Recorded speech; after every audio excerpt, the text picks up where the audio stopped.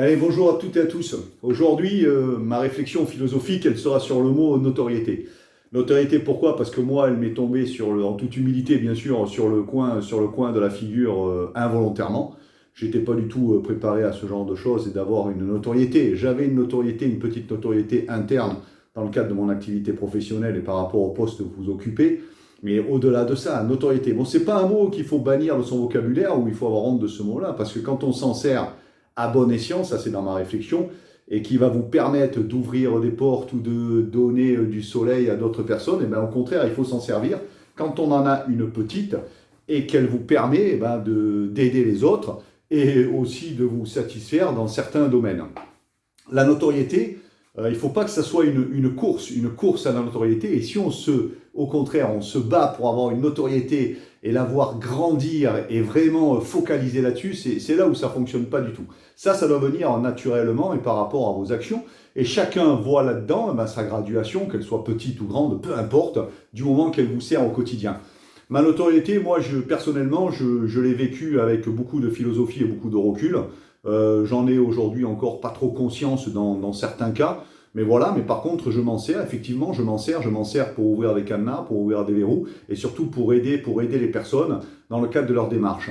Ma notoriété, elle m'a permis de rendre au quintuple ce que je dois à la marine, c'est-à-dire cette évolution personnelle, ce travail, cette belle école de la vie. Donc moi, je m'en suis servi et je suis bien content. Et aujourd'hui, je me sers de cette notoriété pour être parrain de classe de la seconde chance, pour donner des informations ou pour faire vivre, on va dire, ma passion à d'autres personnes qui auraient peut-être l'idée de s'engager un jour dans la marine ou au sein de la défense, peu importe l'unité ou peu importe l'arme. Mais j'ai pas honte de ce mot-là. Moi, je cours pas après, il est venu naturellement et ça a été, comme je le disais précédemment, un concours de circonstances. Donc je le vis correctement et avec beaucoup de recul et beaucoup de philosophie personnelle. Il ne faut pas que ça devienne, comme je le disais, il ne faut pas que ça devienne un combat ou un cheval de bataille pour essayer de gagner au maximum. Cette notoriété, elle m'a permis, entre guillemets, de faire connaître beaucoup de choses à des personnes extérieures, à ouvrir un peu le milieu de la marine et des fusiliers marins commandos, ce qui a permis et ce qui permet encore aujourd'hui de donner du soleil et de la valeur aux gens qui sont là, puisque les gens sont des fois 100 fois meilleurs que nous on a pu être, sont 100 fois mieux équipés techniquement, mentalement. Mais voilà, mais ça permet de faire rayonner cette image et j'en suis très fier et j'en suis très content.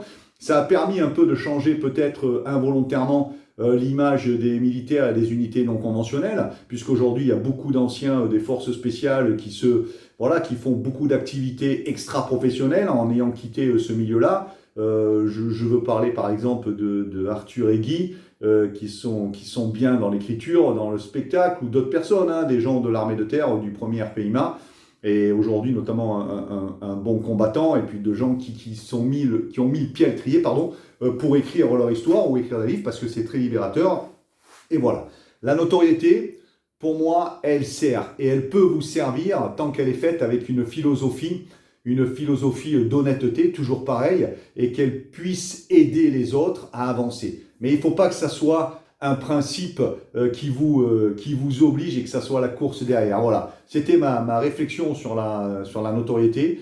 Ce mot des fois où les gens s'imaginent beaucoup de choses derrière, où ils imaginent que certaines personnes ont la tête qui enfle comme des melons. La notoriété, elle est palpable et elle est aussi rapidement effaçable que grandissante. Donc voilà, c'est ce que je voulais dire et c'était ma minute philosophique. J'aime bien le faire dans ma salle de sport ici, dans mon petit recoin là-dessus. Et puis je vous souhaite à tous un bon week-end et à tout un bon week-end. Voilà, préparez-vous, si vous avez une autorité, elle peut vous servir sur le plan professionnel, elle peut vous servir sur le plan personnel. Et toujours important, c'est la graduation qu'on va mettre dans les choses, comme dans les dominantes de sport ou sport de combat, la graduation personnelle qu'on va avoir. Et il ne faut pas que ça devienne quelque chose d'indispensable ou que ça soit une addiction. Et c'est ça le vrai problème. Sur ce, je vous souhaite un très bon week-end. Profitez de la bonne météo si vous l'avez chez vous et profitez pour réfléchir et méditer là-dessus. Sur ce, passez un bon week-end. Au revoir, à bientôt.